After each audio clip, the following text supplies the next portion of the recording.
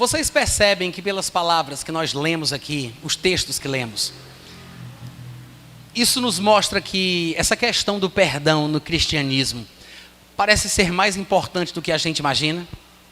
Vocês consideram isso? Vocês percebem isso? E essa declaração forte que Jesus Cristo faz na explicação de como nós devemos orar, em Mateus capítulo 6, no versículo 12, é uma coisa sobre a qual a gente tem que pensar com muito carinho, porque não é à toa que Jesus Cristo acredite que os seus discípulos vão ter essa capacidade, né, de orar a Deus, dizendo: Pai, me perdoa assim como eu perdoo. Para eu ter essa confiança para receber o perdão de Deus, eu tenho que perdoar antes de começar a orar. Ou seja, na minha vida cristã, eu perdoo exatamente da forma que eu quero que Deus me perdoe futuramente. É isso que Jesus espera que o nosso cristianismo seja, que nós o vivamos de uma forma tal que tenhamos a ousadia de orar a Deus e dizer: Pai, me perdoa assim como nós perdoamos os nossos devedores. Amém? Agora, tem outro texto que fala sobre perdão, e eu queria que vocês abrissem comigo lá em Mateus capítulo 18, a partir do versículo 21, que é bem interessante. Mateus 18, 21. Pedro, ele vai fazer uma pergunta a Jesus, e eu acredito que todo mundo deve lembrar dessa história. E é interessante porque pela forma que Pedro fala, olha aqui para mim, não estamos lendo ainda, tá? É uma introdução que eu estou fazendo aqui. Pela forma que Pedro fala, no texto que a gente vai ler daqui a pouco, a gente observa que parece que Pedro está dando uma ideia para Jesus mais elevada sobre o perdão, sobre quantas vezes perdoar. No versículo 21 de Mateus 18 está escrito que Pedro se aproximou de Jesus e lhe perguntou: Senhor, até quantas vezes meu irmão pecará contra mim que eu lhe perdoe? E ele acrescenta uma sugestão, ele diz: até 7 vezes? Olha aqui para mim, gente, deixa eu fazer uma perguntinha para vocês. O que é que vocês acham de você perdoar um irmão que peque contra você 7 vezes? Você acha que é um número bom para perdoar alguém? 7 vezes? É um número bom ou não? É um número bom. Por que vocês estão dizendo que não? 7 vezes, gente? A pessoa pecou contra mim 7 vezes? Tem gente que não consegue perdoar 2? Eu acho que 7 é um número bom. É um número bom. Eu acho. Não estou dizendo que é o que Deus espera de nós. Não estou dizendo que é o que Jesus quer que a gente faça. Mas eu acho que 7 é um número bom. Muita gente não consegue perdoar nem 2 vezes. E não sei por que vocês ficam dizendo, não, como se vocês perdoassem mais do que uma vez, né? 7 é um número bom. Só que não é fácil. Quando Pedro diz assim, até 7 vezes, gente, Pedro sabe que está sendo generoso. Pedro sabe que está sendo generoso. Porque perdoar mais de uma vez a mesma pessoa, pelo mesmo erro, tenha paciência. Mas vem Pedro com toda a sua espirituosidade, não é espiritualidade, espirituosidade. Aí ele diz, Senhor, até quantas vezes? Que tal 7? Eu acho que ele esperava um elogio da parte de Jesus Cristo. Como se Jesus fosse dizer, parabéns, outra vez te digo, parabéns. Mas o que é curioso é que Jesus diz, não te digo que até 7 vezes, mas até 70 vezes 7.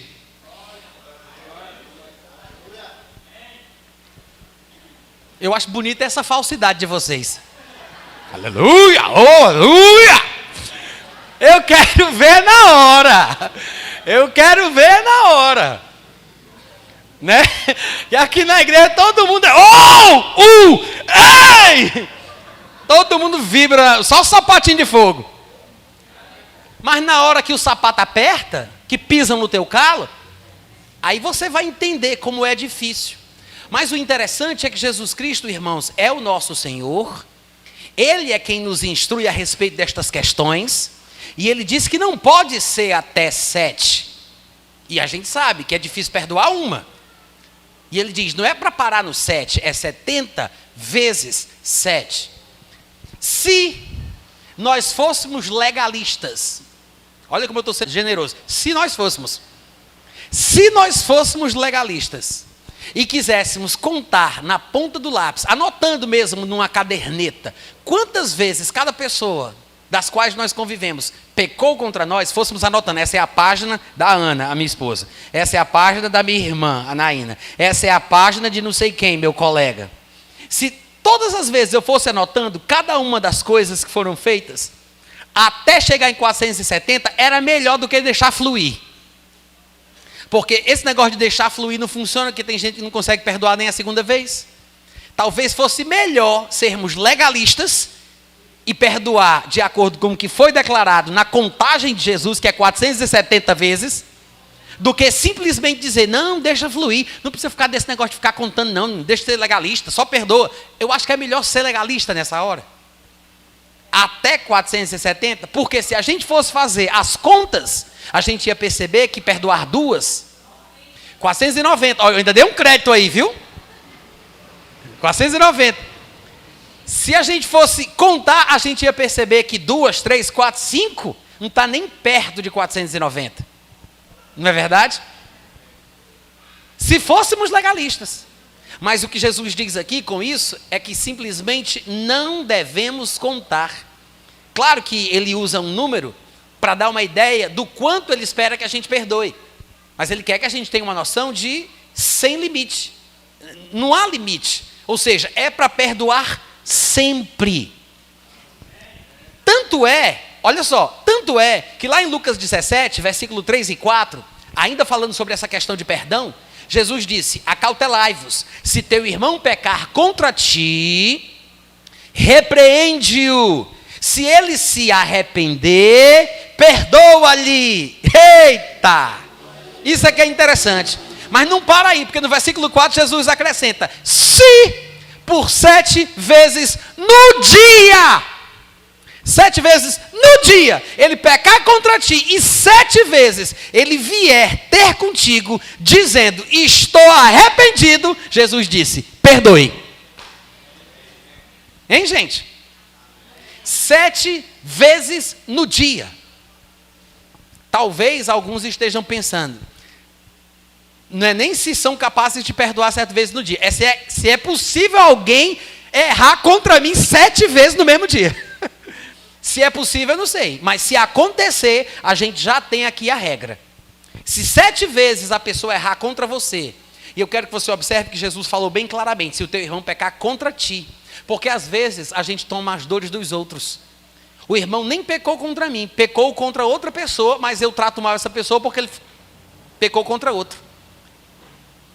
Vocês entendem o que eu estou dizendo? A pessoa nem pecou contra mim, mas eu já fico com raiva dessa pessoa e já trato ela mal, mesmo sem ter pecado contra mim.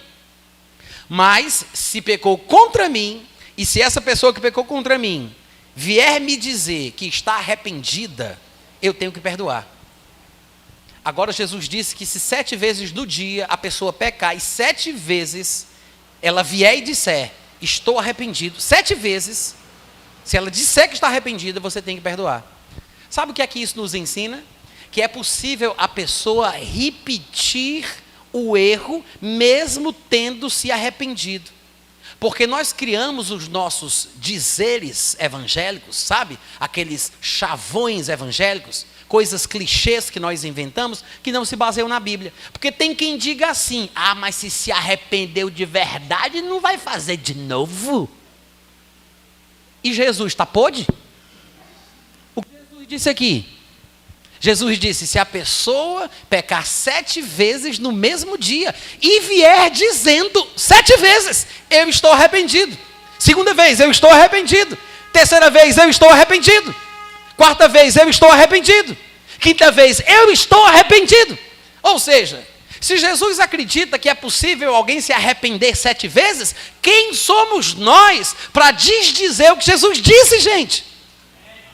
Então para pensar, aquelas pessoas que cometem erros recorrentes, não estão provando com a repetição dos seus erros, que elas não prestam, ou que não tem mais jeito, ou que essa aí já está condenada mesmo? Porque é possível que alguém erre repetidamente na mesma coisa, mas pelo que Jesus falou, graças a Deus, também é possível se arrepender de verdade mais de uma vez no mesmo erro. 7 vezes no dia. Ah, mas eu não sei se ele se arrependeu de verdade. Ele só está dizendo que se arrependeu. Não é da sua conta. Jesus não disse, se ele disser, e você perceber que ele está falando a verdade, e você sentir, ele disse, se ele disser, perdoa. Se ele disser que está arrependido, perdoa. Ah, e se ele estiver mentindo? Não é da sua conta. Não é da sua conta. Manda quem pode, obedece quem tem juízo. Jesus mandou perdoar, então perdoe, compadre. Perdoe. Ele vai se acertar com Deus. Ah, mas eu não vou perdoar, não, porque ele isso, ele aquilo. Se ele está errado, ele vai prestar contas com Deus. O erro dele não justifica o seu erro. Amém? Um erro não justifica outro. Então é interessante a gente observar que temos que ter uma atitude de amor, porque o perdão é uma expressão de amor, e nós devemos perdoar quantas vezes forem necessárias. E é possível a pessoa pecar mais de uma vez e se arrepender mais de uma vez na mesma área ou contra uma mesma pessoa. Uma situação que às vezes acontece é o seguinte, falando ainda sobre essa passagem de Mateus 18, 23 a 35, aliás, desculpa, essa passagem de Lucas 17, 3 e 4, quando Jesus Cristo falou sobre alguém pecar 7 vezes no dia contra outra. Ainda sobre isso. Às vezes, a pessoa peca, ela sabe que pecou, e a pessoa contra quem ela pecou fica magoada contra ela. E a verdade é que às vezes as pessoas ofendidas não têm a espiritualidade necessária para perdoar assim tão facilmente. É por isso que eu disse, tem gente que não consegue perdoar nenhuma vez, o que dizer de 7 vezes no mesmo dia. Mas, quando essa pessoa não é capaz de perdoar, o ofensor que cometeu a primeira afronta, a primeira ofensa, muitas vezes acaba não perdoando quem não lhe perdoou. Vocês entenderam o que eu falei? Ou seja, eu vou dizer de novo. Vamos supor que eu peque contra você. Eu fiz uma coisa contra você, falei mal de você, pelas suas costas. E você soube que eu falei contra você. Aí você vem até mim para tomar satisfação. Porque a Bíblia diz, se teu irmão pecar contra ti, você tem que repreender o irmão. Então observe, quando você está ofendido, quando alguém pecou contra você, você tem que ter a iniciativa de chegar até a pessoa e confrontá-la com a verdade. Não espere que as coisas se resolvam sozinhas. Você tem que falar.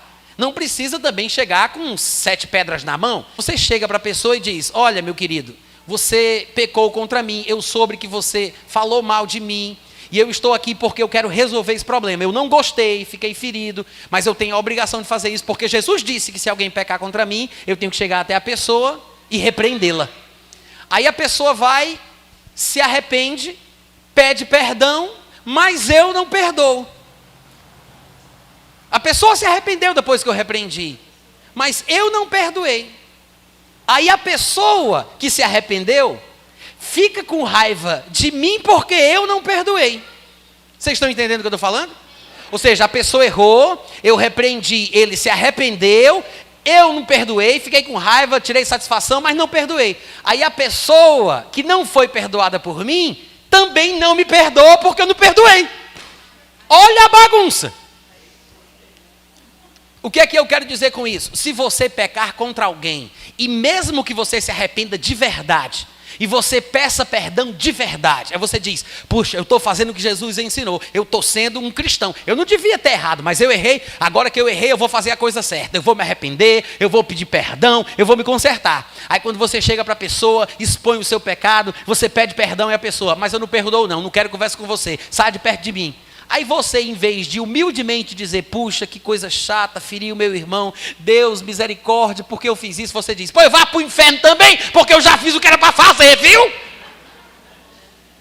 Ou seja, o que adianta você se arrepender por ter pecado, se você não perdoa quando não te perdoam? Quem entendeu? Ah, mas por que ele continua falando mal de mim? Eu já me arrependi, já pedi perdão. Por que ele está saindo por aí falando do pecado que eu cometi? Eu não já me arrependi, eu não já pedi perdão. Irmãos, se a pessoa falar mal de você por causa do pecado que você fez, aguente as consequências.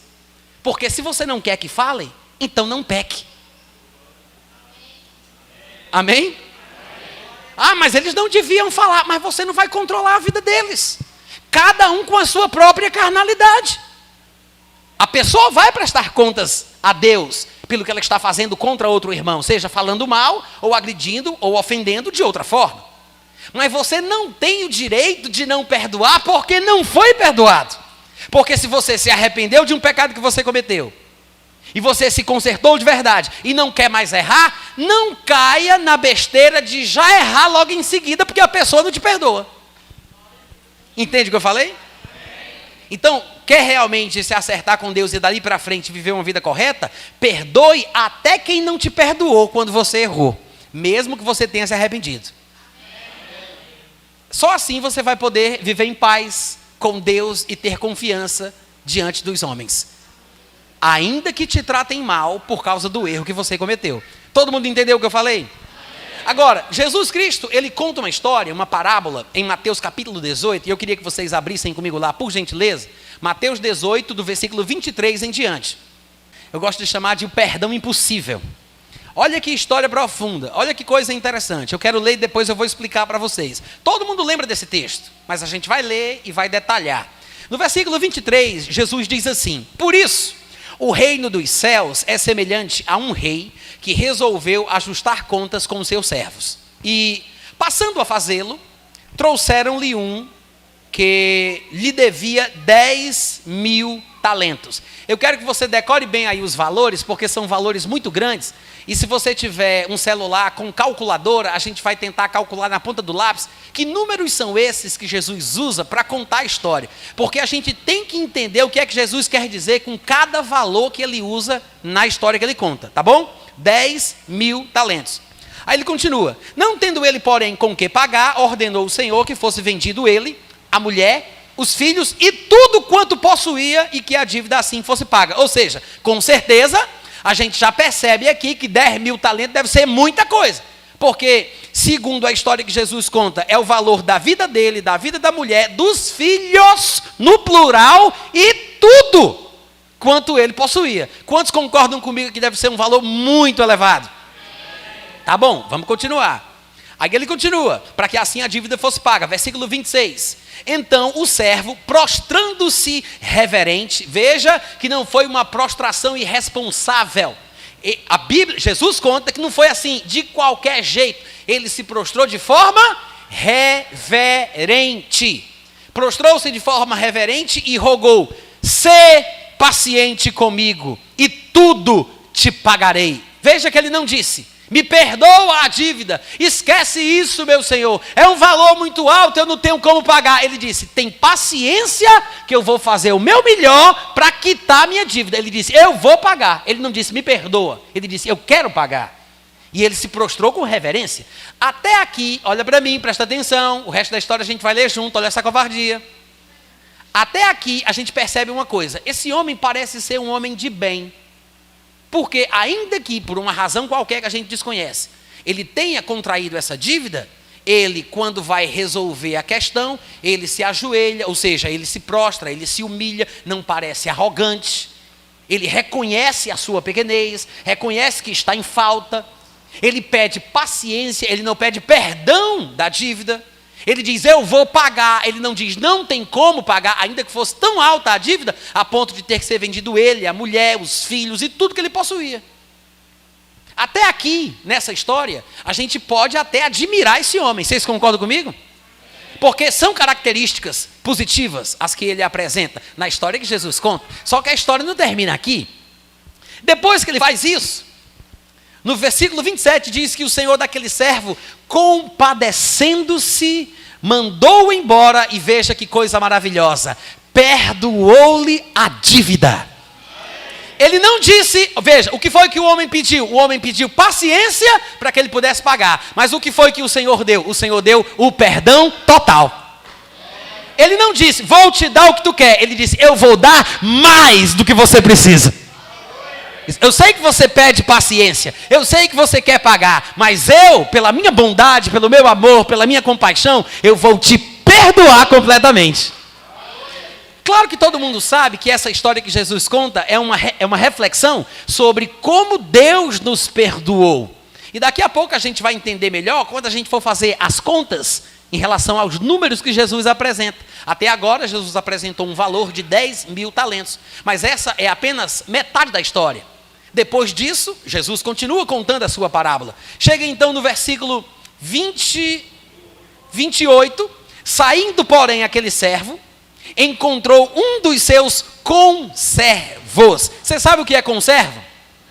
Conservo é uma pessoa com quem eu sirvo a alguém. Não é um servo meu, não é meu servo.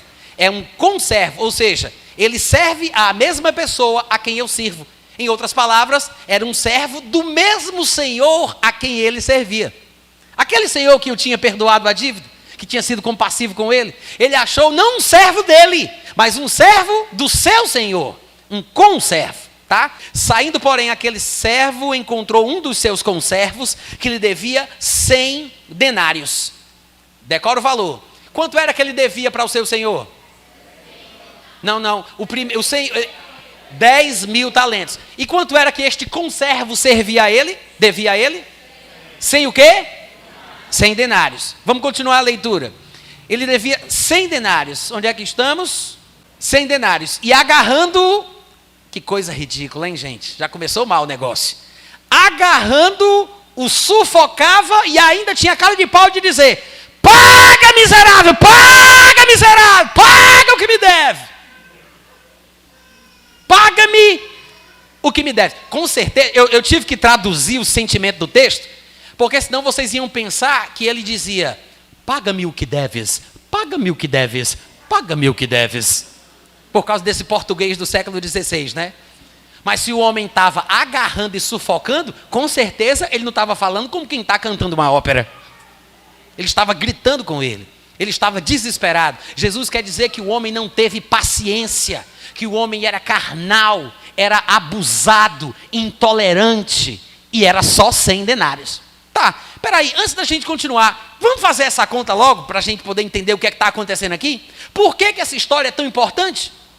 Afinal de contas, o homem devia 10 mil talentos, e o seu conservo lhe devia apenas 100 denários. Aí eu te pergunto, quanto vale um talento? O homem devia 10 mil talentos. Na época de Jesus, existiam 2 tipos de talentos. Olha aqui para mim, gente, presta atenção. Talento é apenas um nome de uma moeda que eles tinham naquela época, tá? Talento é o nome de uma moeda, assim como nós temos o real, existe o dólar, a libra. Então, aqui, naquela época, tinha o talento. Um talento, ele tinha um determinado valor. Se fosse de prata, ele valeria X. Se ele fosse de ouro, ele valeria 30 vezes X. Vamos supor que o talento da parábola que Jesus conta é o talento de prata, que é o talento menos valoroso. Todo mundo entendeu isso? Um talento de prata, veja que não estamos falando sobre talento de ouro. Um talento de prata valia, naquela época, 6 mil denários. Um talento valia 6 mil denários. Aí você me pergunta, tá, Natan, mas então o que é um denário? Um denário, depois você pode pesquisar isso em casa, até no Google você encontra essa informação. Dizem os estudiosos que naquela época de Jesus, um denário era equivalente ao salário de um dia. O que é um denário? Salário de um dia. Quanto é um talento? 6 mil denários, tá? Ou seja, o homem que encontrou o conservo devia 10 mil talentos, enquanto o conservo lhe devia 100 denários. Tá, se um denário é um salário de um dia, 100 denários é mais ou menos 3 meses, né? Porque vamos supor que um mês tenha 30 dias, 3 vezes 30 vai dar 90, arredondando aí, é mais ou menos uns 3 meses. De 90 para 100 só falta 10. Então 100 denários dava para ser pago com um pouco mais de que 3 meses.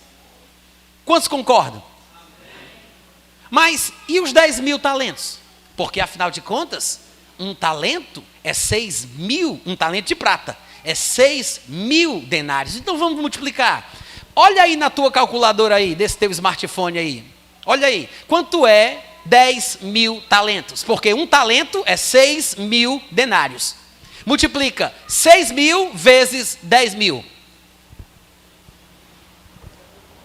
Calcula aí. 10 mil vezes 6 mil vai dar o quê? Coloca aí na calculadora. Só vou sair depois que alguém calcular. Quanto? 60 o quê? Milhões. 60 milhões de denários. Espera aí, um denário, presta atenção, o denário não é o salário de um dia? Isso quer dizer que 60 milhões de denários equivale a 60 milhões de dias. Em outras palavras, se 60 milhões de denários era a dívida daquele homem, e se a gente dividir isso por 360 dias, a gente está arredondando aqui o ano para o cálculo judaico, porque o ano judeu são 360 dias. Se a gente dividir 60 milhões para 360, dá quanto? Calcula aí para mim. 60 milhões dividido por 360 dias, dá quanto? Cadê o contador? 166 mil o quê? Anos, porque um ano é 360 dias. Então dividimos 60 milhões por 360 dias para saber quantos anos a pessoa tinha que ter para poder pagar. 166 mil anos. Vamos arredondar para 150? 150 mil anos a pessoa teria que ter para pagar. Vamos supor que a pessoa viva 80 anos. Vivendo assim, 80 anos, que ela morra só com 80 anos. Se você pegar 150 mil anos e dividir por 80, que é uma vida, vai dar 1.875 vidas de 80 anos para que a dívida seja paga. 1.875 vidas de 80 anos até pagar a dívida, considerando o salário de um dia. Não é à toa que o homem tenha mandado vender ele, a mulher, os filhos e tudo o que ele possuía. E ninguém sabe se isso quitava a dívida. Mas era a única coisa que se podia fazer.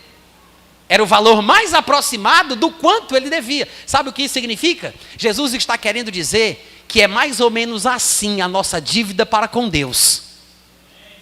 Impossível de ser paga. É o perdão impossível. Mas mesmo assim, ele perdoou. Por outro lado, a dívida que o irmão peca tem para comigo, em comparação à dívida que eu tinha para com Deus, é uma coisa que daria para resolver com 3 meses.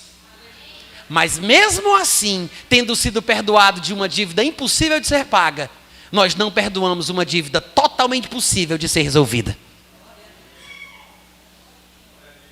É esse o sentimento que Jesus quer que nós tenhamos. Mas a gente só entende o que Jesus quer falar quando a gente faz as contas com os valores que ele apresenta. Aí, continuando a história, agora fica mais fácil da gente entender. No versículo 29, diz que quando ele sufocou e exigiu que ele pagasse, o conservo dele, versículo 29, caiu aos seus pés e lhe implorava: sê paciente comigo e te pagarei. Gente, ele falou exatamente a mesma coisa que esse safado sem vergonha já tinha falado com o seu senhor. Não é? A mesma coisa. Sê paciente comigo, tudo te pagarei. Jesus quer mostrar que nós somos assim. Falamos a mesma coisa para com Deus quando queremos o perdão para a gente, mas não queremos perdoar do mesmo jeito de Deus quando falam a mesma coisa para nós. Nós falamos para Deus: ser paciente, que eu vou consertar, eu vou resolver, eu vou melhorar. Deus tem paciência comigo, Deus tem misericórdia. A gente quer que Ele nos ouça. Mas quando as pessoas fazem a mesma coisa, pedindo perdão, pedindo misericórdia, reconhecendo seus erros, não somos como Deus para estas pessoas. Agimos como Satanás. Misericórdia, gente. Porque é bom receber perdão. Mas e na hora de perdoar, como é que fica? É muito bom correr a Deus e pedir misericórdia. Mas e quando é para exercer a misericórdia, o que é que a gente faz? É por isso que Jesus conta essa história, e no versículo 29 ele continua dizendo que ele caiu aos pés daquele homem e lhe pedia: ser paciente e eu te pagarei. Lembrando que, mais uma vez, esse homem não pediu para perdoar a dívida. Ele disse: tem paciência que eu vou pagar. E diferentemente, olha só, presta atenção, diferentemente da primeira dívida do outro homem, essa dívida podia ser paga em 3 meses. A outra não, era simplesmente impossível. Era preciso 1.875 vidas de 80 anos para pagar aquela dívida. Era impossível de ser pago. Mas quando esse homem diz: ser paciente porque eu vou pagar, é crível. Dá para levar fé, dá para acreditar. É pouca coisa, é 100 denarim. De nada. Dá para pagar. Mas aí, nessa hora, o que é que ele faz? No versículo 30. Ele, entretanto, não quis. Antes, indo-se, o lançou na prisão até que saldasse a dívida. No versículo 31 fala que, vendo os seus companheiros o que se havia passado, entristeceram-se muito e foram relatar ao senhor dele tudo o que tinha acontecido. Então o seu senhor, chamando-o, lhe disse: servo malvado. E todo mundo sabe que isso é uma parábola com sentido espiritual. E o Senhor aqui representa Deus, que é aquele que perdoa todas as dívidas. Mas o que é interessante é que, noutra ocasião, Jesus disse que o que devemos ouvir de Jesus é: servo bom e fiel.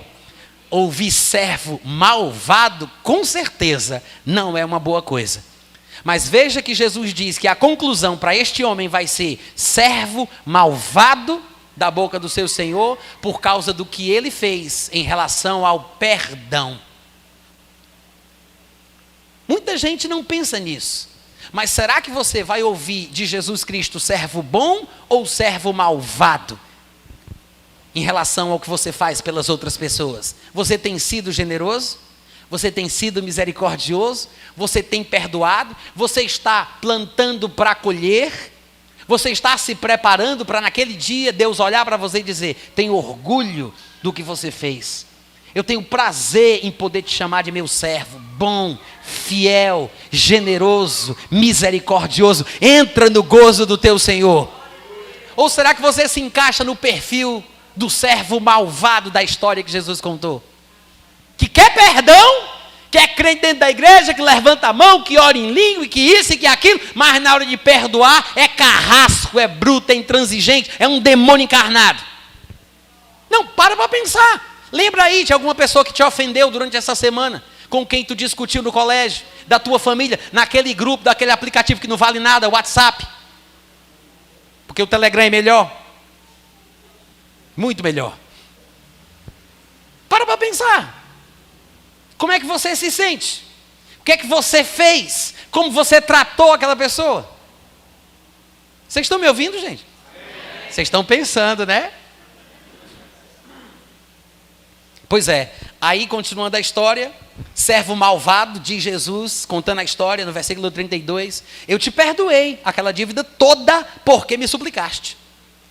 Não devias tu igualmente, ou seja, irmãos, assim como nós somos perdoados, assim como sabemos o prazer que é receber perdão, nós deveríamos abençoar outras pessoas perdoando também. Deus sabe como eu me sinto feliz. Eu não tanto estou falando de mim, como eu me sinto feliz quando eu posso abençoar alguém, uma pessoa que pensa que eu vou ficar com ódio, que eu vou maltratar, que eu vou pisar, e eu digo: eu te perdoo. Saber que eu estou alegrando alguém, dando prazer à pessoa, aliviando, tirando um peso das costas dela, dando um abraço, dizendo: eu te amo, eu te perdoo. Porque eu sei o que é ser perdoado, gente. Eu sei o que é ser perdoado. Nós somos muito carrascos. Somos muito duros, muito maus. Por que nós somos assim, se nós dizemos que amamos a Deus, que fomos perdoados por Ele? Por que a gente não perdoa? Minha esposa sabe como eu sou misericordioso, compassivo. Eu não sou perfeito, mas eu perdoo de verdade. Porque eu sei como é bom receber perdão. E é isso que Jesus quer ensinar para a gente aqui, pessoal. Que nós temos que ser compassivos, misericordiosos, fraternalmente amigos e perdoar de verdade aqueles que nos ofendem, aqueles que nos maltratam. Em 1 Pedro capítulo 4, versículo 8, ele disse: acima de tudo, porém, isso é Pedro falando, tende amor intenso uns para com os outros, porque o amor, ele é capaz de cobrir uma multidão de pecados. O amor é capaz, mas se andarmos na carne, não vamos conseguir perdoar, porque o amor é um fruto do Espírito. Quem anda na carne não consegue perdoar, mas quem anda no Espírito perdoa com certeza. Amém, gente? Se nós fôssemos ler 1 João, e eu gostaria que vocês se sentissem estimulados para fazer isso. 1 João é uma das melhores epístolas que nós temos no Novo Testamento para entender a importância do amor. Ao longo de toda a primeira epístola de João, ele toca no amor mais de 40 vezes. Numa epístola tão pequena como essa, não é como Romanos, não é como 1 Coríntios, que são epístolas enormes. 1 João é uma epístola muito pequenininha. Se eu não estiver enganado, tem apenas 5 capítulos. São 5 ou são 6? Acho que são 5. 5 capítulos. É uma epístola pequena, mas dentro dessa epístolazinha, João fala sobre amor mais de 40 vezes. Olha só. Só entre 1 João, capítulo 4, versículo 7, a 1 João, capítulo 5, versículo 3, ou seja, só nesse espremido espaço do capítulo 4 ao 5, do versículo 7 ao 3, só nesse espaço, ele fala sobre amor 32 vezes. Só nesse trecho, ele fala 32 vezes sobre amor no grego original. Pode ser que nas versões que nós possuímos, as pessoas tenham substituído a palavra grega para amor por outra palavra, mas no grego original, a palavra amor aparece 32 vezes, só nesse espaço de 1 João 4,7 a 1 João 5,3. Vocês estão me entendendo? É por isso que nós deveríamos fazer campanhas de leitura e de estudo sobre 1 João. É por isso que é uma das epístolas que eu mais indico as pessoas a lerem quando me perguntam como é que eu faço para ler a Bíblia. Eu sempre digo, leia primeiro 1 João, antes de qualquer coisa. Porque a coisa mais importante para o cristianismo é se tornar consciente, logo de partida, logo no começo, se tornar consciente da importância do amor. Porque João vai explicar que assim como fomos amados, nós temos que amar também. Assim como fomos perdoados, nós temos que perdoar também. E eu separei alguns versículos de 1 João para mostrar para você como é importante o amor. Em 1 João 2,5 ele diz: aquele entretanto que guarda a sua palavra, nele verdadeiramente tem sido aperfeiçoado o amor de Deus. Ou seja, não tem como a pessoa dizer, eu tenho a palavra, eu sou um crente da palavra e não amar. Você só sabe se uma pessoa é da palavra de verdade, olhando o comportamento amoroso que ela tem. O quanto ela ama, o quanto ela perdoa, o quão misericórdia ela é. Se uma pessoa ama muito, é porque ela tem muito a palavra. Não pense que uma pessoa tem a palavra por causa dos carros que ela possui, porque ela tem casa de praia, casa de campo, ou porque ela tem carro importado. Não pense que ela tem a palavra por causa da prosperidade financeira que ela esbanja, porque a vida do homem não consiste na abundância de bens que ele possui. Você vai saber que alguém é espiritual, não pelos dons do Espírito, mas pelo fruto do Espírito, que é amor. Quer saber se alguém realmente tem a palavra? Veja se ela ama. Porque a Bíblia diz que aquele que guarda a palavra, nesse, de verdade, nesse tem sido aperfeiçoado o amor. Porque a palavra de Deus não tem como fazer outra coisa, a não ser multiplicar, aperfeiçoar esse amor que está em nosso coração. Em 1 João 2, ainda no capítulo 2, versículo 9, 10 e 11, ele diz: aquele que diz assim, que está na luz, mas odeia o seu irmão, até agora, para falar a verdade, ele está nas trevas. Qualquer um que abre a boca para dizer que está na graça, está na palavra, está na verdade, está na luz, mas odeia o irmão, ele diz, esse que diz que está na luz, mas odeia o irmão, na verdade ele está nas trevas. Aquele que ama o seu irmão, esse, sem dúvida, permanece na luz. E nele não há tropeço algum. Aquele, porém, que odeia o seu irmão, está mesmo nas trevas, anda nas trevas e não sabe para onde vai, porque as trevas lhe cegaram os olhos. Mas veja que ele diz que o homem anda, só que ele anda no escuro. Ele está tateando, não consegue enxergar bem, mas ele está se locomovendo. E essa sensação de estar livre e podendo ir para cá ou para ali, lhe faz pensar que está tudo bem. Mas essa não é a vontade de Deus. Ainda que ele esteja caminhando e andando, ele está andando no escuro. Porque lâmpada para os meus pés e luz para os meus caminhos é a palavra de Deus. Se alguém tem a palavra, ela não vai odiar o irmão. Quem odeia o irmão, o texto diz, não está na luz, está nas trevas. E ainda por cima, é cego, porque nem percebe isso. É forte ou não é? 1 João capítulo 3 agora, no versículo 14. Veja o que ele diz. Nós sabemos, ele não disse nós sentimos, nós achamos, nós cremos. Ele disse nós sabemos que já passamos da morte para a vida. Porque alguém profetizou sobre a nossa cabeça. É isso que ele fala? Porque alguém disse para mim, eis que te digo varão valoroso, tu és uma nova criatura. Não, ele disse, sabemos que passamos da morte para a vida porque amamos os irmãos. Quer saber se você é salvo? Quer saber se você realmente foi resgatado das trevas? Se você saiu do reino da morte, do reino de Satanás? Basta você sondar o seu coração. Você ama o irmão? Você ama os irmãos? Aqueles que por Deus foram gerados? Se você ama aqueles que por Deus foram gerados, então você com certeza está na vida, está na luz. Eu só sei que eu nasci de novo. Eu só sei que passei da morte para a vida, porque eu amo. Amém, gente? Não precisa de profecia, não precisa de confirmação, ninguém vai colocar a mão sobre a minha cabeça e me dizer que eu sou filho de Deus ou não, que eu sou salvo ou não, porque eu sei se eu sou ou não sou. Porque eu sei que eu passei da morte para a vida quando eu amo. E ele continua. Aquele que não ama continua morto, permanece na morte. Todo aquele que odeia o seu irmão, na verdade, é um assassino. E vocês sabem que todo assassino não tem a vida eterna permanente em si.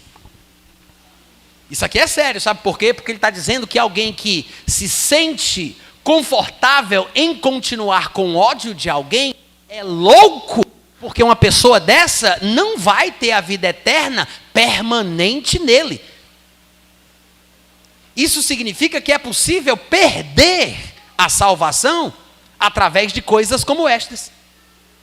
A Bíblia ensina que há coisas que são feitas que podem fazer com que o nosso nome seja riscado do livro da vida. Jesus aconselharia dizendo, guarda o que tu tens para que ninguém tome a tua coroa. É uma tolice achar que eu posso viver de qualquer jeito.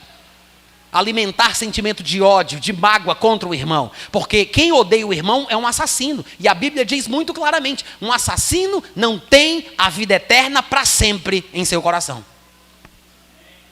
Está ouvindo isso? E ele continua, 1 João capítulo 4, versículo 20. Se alguém disser, eu amo a Deus, irmão Natan, você está falando isso aí, mas eu amo a Deus. Está certo. Se alguém disser que ama a Deus e odiar o seu irmão, não é assim 1 João 4,20? Se dissermos, amamos a Deus, mas se alguém disser, amo a Deus e odiar o seu irmão, é o quê? Por que é mentiroso, gente? Porque como é que alguém não ama o irmão a quem ele vê, não ama o irmão a quem ele vê e vai amar a Deus a quem ele não vê? Ou seja, como é que a pessoa consegue fazer o mais difícil e não consegue fazer o mais fácil? Porque amar a Deus é mais difícil do que amar o irmão. É isso que João está dizendo aqui. Porque Deus não é visível. Como é que alguém pode amar a Deus a quem não vê? E não amar o irmão a quem vê? Porque o relacionamento com Deus, para começo de conversa, já é um relacionamento misterioso. Porque aquele que se aproxima de Deus tem que acreditar que Ele existe. Para você ver como o negócio é mais complicado. Primeiro eu tenho que acreditar que Ele existe. Então como é que eu posso dizer que amo a Deus que eu não vejo, mas não amo o irmão a quem eu estou vendo na minha frente? É por isso que ele fala, quem diz isso pode ter certeza, é mentiroso. Porque se alguém consegue fazer o mais difícil, certamente vai fazer o mais fácil. Amém, gente? Ninguém consegue amar a Deus e não amar o irmão. Quem ama a Deus de verdade, consegue também amar o irmão. E no versículo 12 do capítulo 4 de 1 João, ele diz assim: ninguém jamais viu Deus.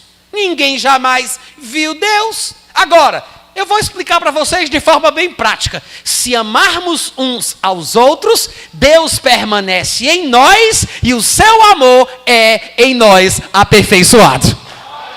Glória!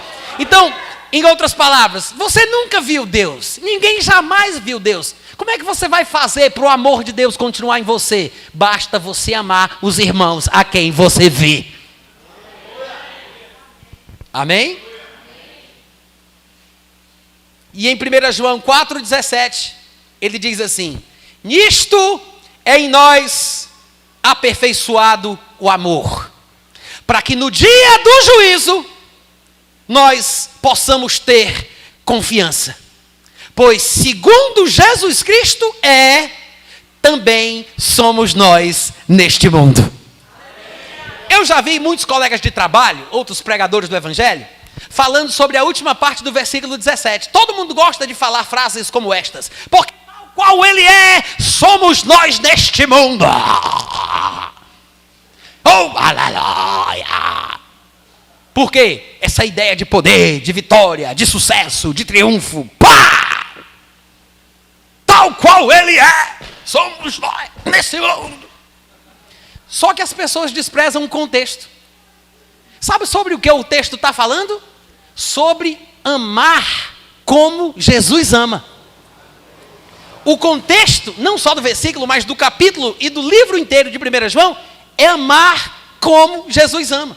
E ele diz assim: nisto é em nós aperfeiçoado o amor. Ou seja, quando o amor em nós cresce, quando nós amamos mais, nós temos confiança no dia do juízo. Por quê? Porque o juízo é sem misericórdia para com aquele que não usou de misericórdia. Mas a misericórdia triunfa sobre o juízo.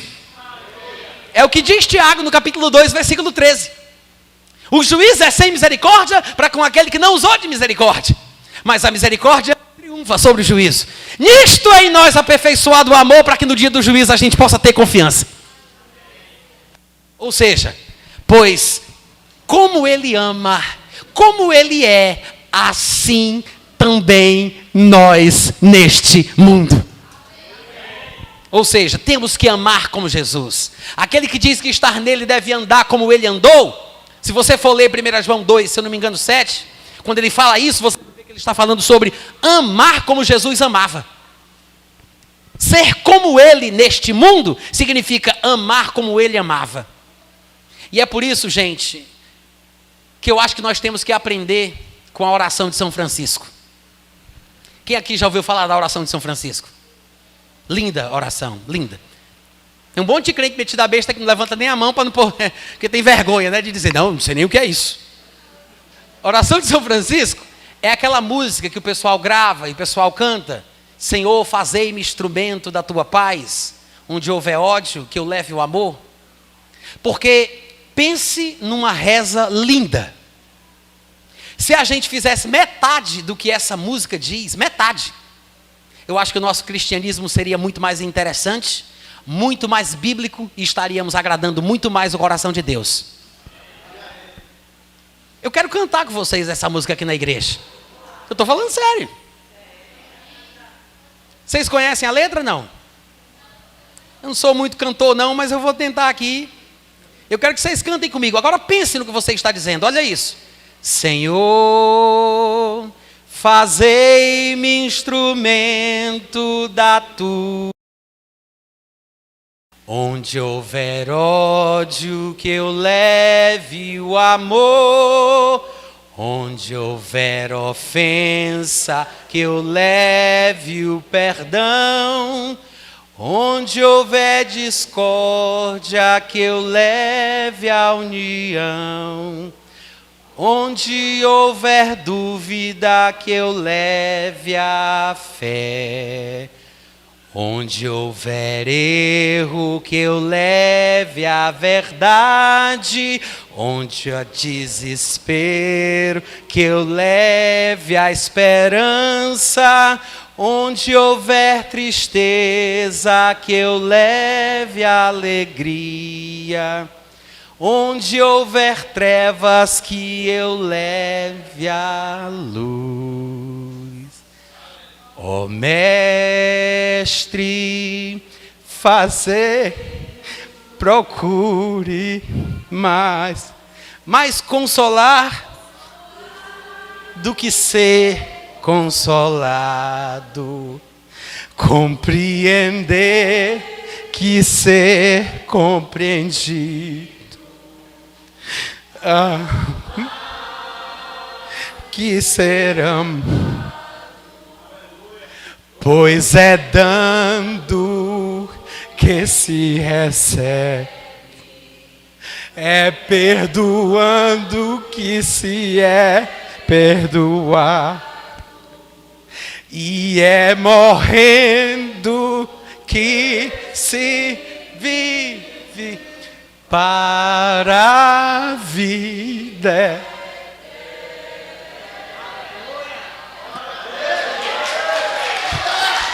Aleluia. Aleluia. Aleluia. Glória a Deus. Obrigado, gente. Fiquem na paz. Até outro dia.